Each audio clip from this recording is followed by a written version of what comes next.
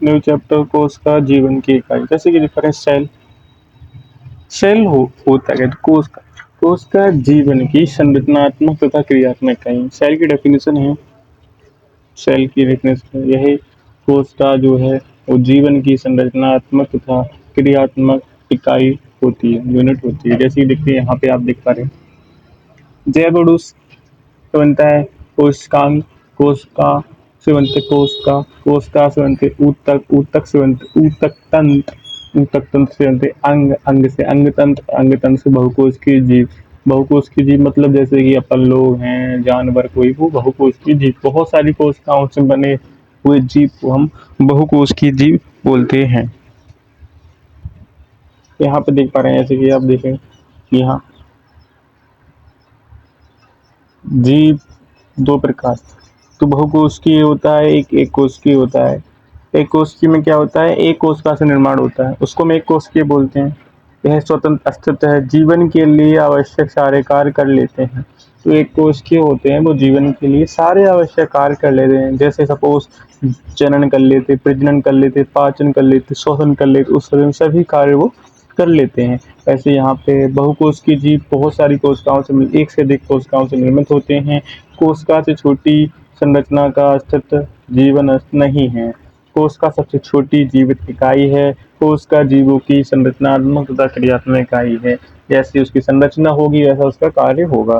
ठीक है, यहाँ एक पहली पहली बार रॉबर्ट ने पहली बार कोशिका का अध्ययन किया कब? छः 1665 में, 1665 दिख रहा है यहाँ पे, 1665 में रॉबर्ट हुक ने पहली बार कोशिका का पादप कोशिका में देखा, कॉर्क सेल में। ये देखो कॉर्क सेल दिख रही है आप, ये हाँ देख पा रहे हैं, कोई दिक्कत ऐसी है नहीं है, मृत कोशिका थी वो।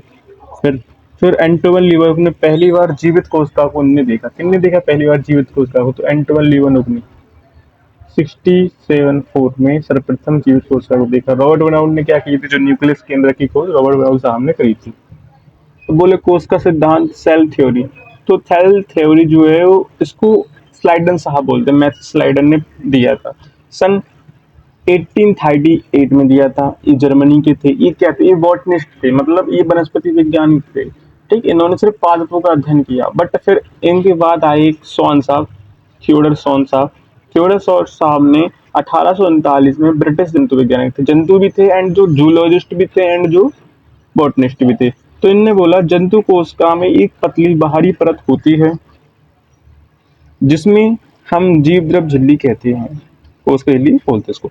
पादप कोशिका में कोशिका वृत्ति पाई जाती है, जैसे कि पेड़ पौधों में कोशिका वृत्ति पाई जाती है, अपन लोगों में नहीं पाई जाती है। उनका विशिष्ट लक्षण है, पादप कोशिका के विशिष्ट लक्षण, इसलिए भी विशिष्ट है। देख पा रहे हैं यहाँ पे,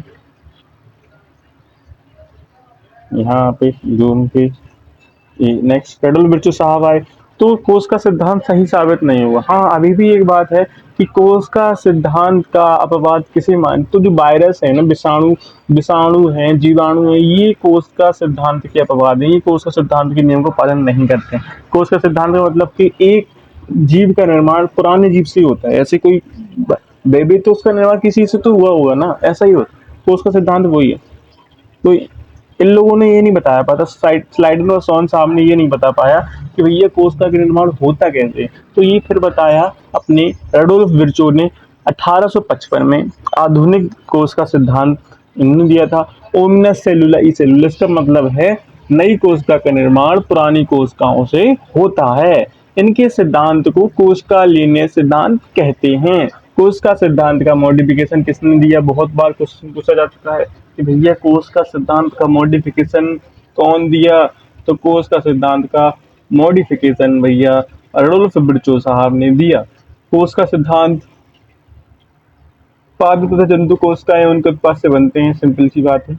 अपवाद देख पा रहे हैं यहाँ पे, यहाँ अपवाद जीवाणु है, भूपिंड की ये वायरस है।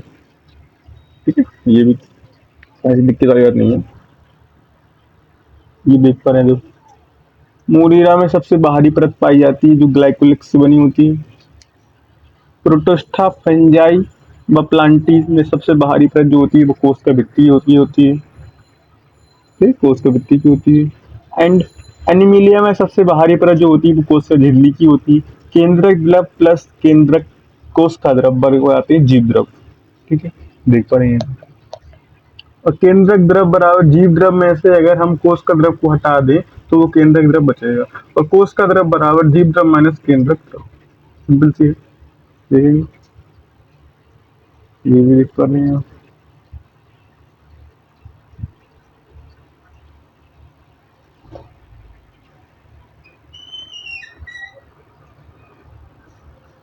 कोई ऐसी कोई दिक्कत नहीं है। थैंक्स फॉर वॉचिंग, फिर मिलते हैं अगले वीडियो।